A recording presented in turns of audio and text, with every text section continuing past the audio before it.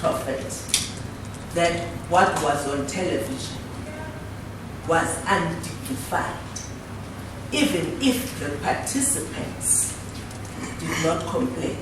Society, I'm talking about societal norms and standards. It's a brief sociology lesson. Society determines for all of us what is dignified and what is undignified. It's not in the scriptures. It's within us ordinary people. If I were to strip now here and start running around naked, even if the Holy Spirit said to me, strip down, it would be undignified for a 55-year-old woman to run around naked, even if it's God who said so to me and the Holy Spirit said so to me. Society would say, Mkwana's Kaluva is undignified. Yes. So these things called dignity are society driven because we live here on earth. So we determine what is acceptable and what is not acceptable outside the religious framework. Within the Constitution, when the Bill of Rights was drafted, it was drafted based on the universality of what is deemed dignified and undignified. The whole country is in a trance around. I'm sure you're the most famous pastor in the country, I must say, because what we're doing is outside the norms and standards of Christians and society in general. Even if I were to ask someone from Islam, if they were to watch that, and I say it's in the name of God, they would find it unacceptable because norms and standards of where we live are first and foremost constitutional, and secondly, they are societal norms and standards. And what was happening in your church was beyond societal norms and standards. It could be spiritual, as I say, the Spirit could tell me to strip down. It would be unacceptable in terms of norms and standards. So what I'm putting to you, Prophet, is that what was happening in your church is outside societal norms and standards. They may be spiritual, but what rules the country is the Bill of Rights and the normal behavior that is expected from all of us, universally, across the nation. Part of social cohesion is for us to behave normally. Norms and standards are based on what the majority of us considers as normal. And where you were when you were running your church was abnormal, because it went beyond what has been determined by society as normal. It may be spiritual, it may be from the Holy Spirit, from God, giving you the message. I'm putting that aside and I'm saying we are citizens of this country. For us to live in harmony here, there are unwritten laws. You might not have broken any normal law of this country, but you've broken societal laws that are not written anywhere, where society says this is normal and this is outside the realm of our understanding. What would you say to that? But now, the way we put as if now the whole world, it has a problem what I'm doing. Except your congregants. No, not except my congregants. There are many people who need what I'm doing. Okay, the majority of people in this country, especially Christians. Why was the church burned down? I mean, there was a kind of an outcry, isn't it? You seem to be justifying that. No, I'm not, definitely not. I'm asking a question, and as a legal person, We started there. Wow. That we find it Therefore, unacceptable. Madam, can I just come back? Social constructs are dynamic. Yes. They are dynamic. Apartheid was a social construct. Yes. The killing of Jesus Christ was a social construct. Yes. today we condemn those acts. Yes. So, it's Today, subjective. Today, we Apartheid condemn. was within social constructs, policies, laws, constitution, that a black person and a white person could not use the same toilet. Let me And explain society this to you. accepted that because it was a construct. Yes. Let me explain this to you. We're not judging him based on what happened in the past. I'm talking about today as I sit here. Right?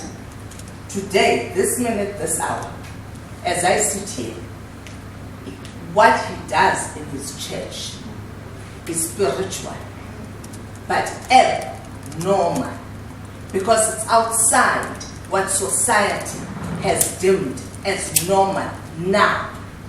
So, if during apartheid era you did something that was deemed as abnormal, that is now deemed as normal, then you're living in the here and now. So let's locate this in the here and now, in the present and not in the past. So right now, as we speak, what is happening or what used to happen in his church, he said he closed down about a year.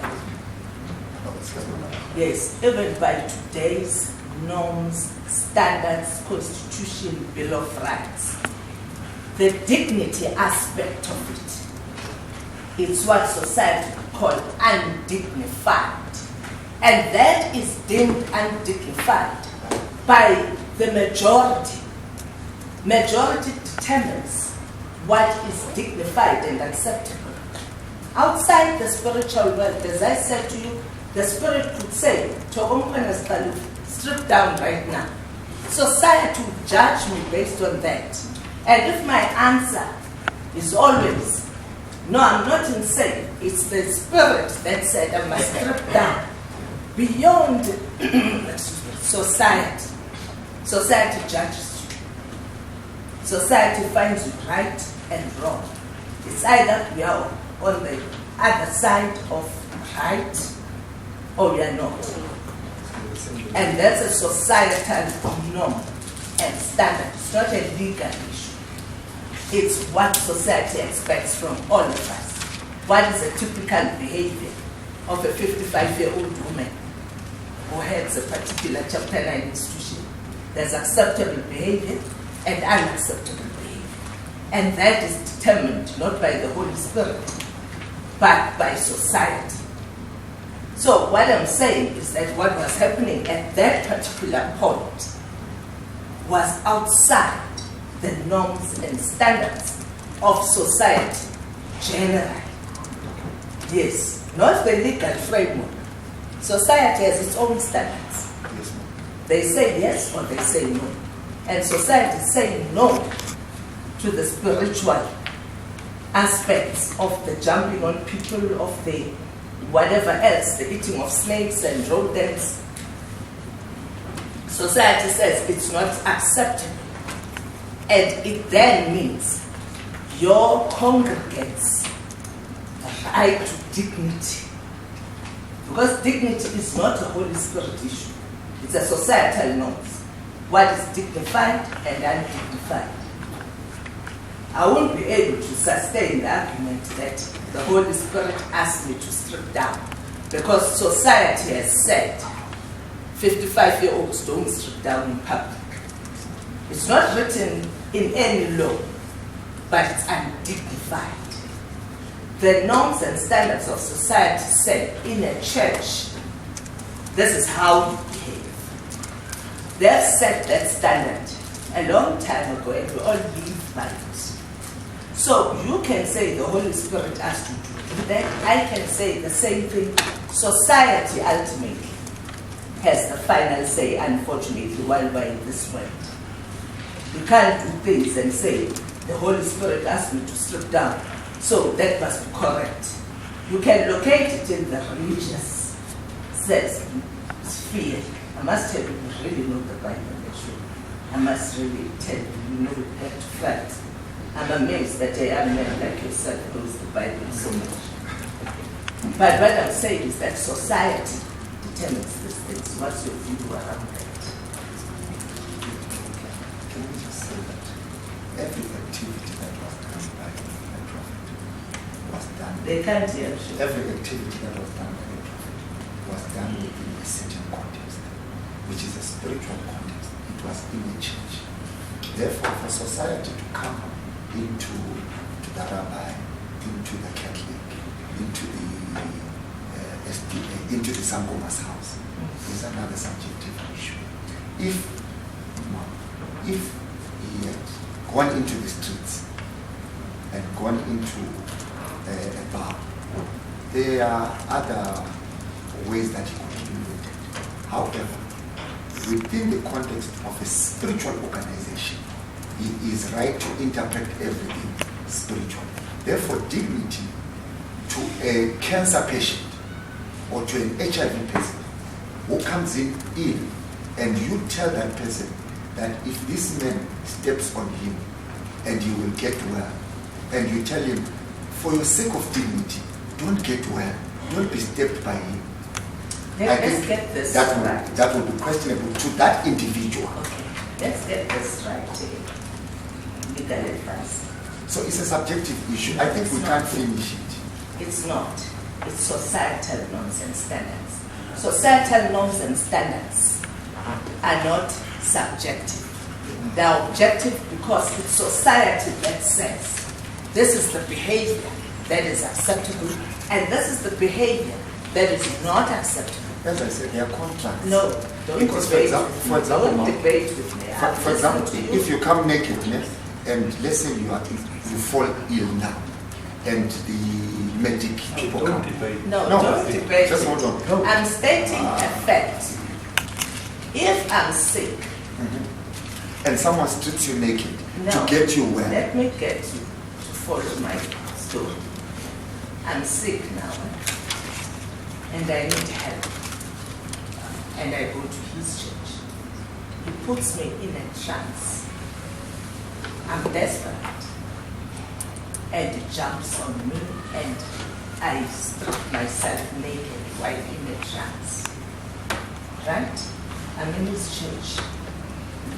Society will judge me, an old woman